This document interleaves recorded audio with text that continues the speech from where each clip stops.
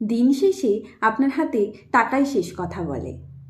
হাতে টাকা না থাকলে সম্মান নেই, খাতির নেই, আপনার আদর কদর যেন কিছুই নেই। হাতে নেই তো টাকা, গোটা দুনিয়া ফাঁকা। দেখবেন কোনো সামাজিক অনুষ্ঠানেও আপনি ব্রাত্য। কখনো কখনো নিমন্ত্রণ করতেও আপনাকে ভুলে যাবে মানুষ। আত্মীয় স্বজন, বন্ধুবান্ধব, পাড়া প্রতিবেশী সকলের কাছে উপহাস্যের পাত্র তখন। কথা বলতে যাবেন, দেখবেন এড়িয়ে যাচ্ছে আপনাকে।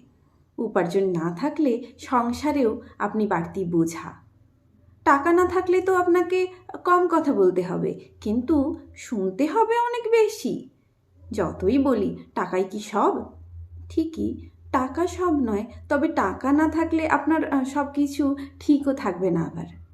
বুঝলেন, নিজের রোজগার থাকাটা বড্ড জরুরি।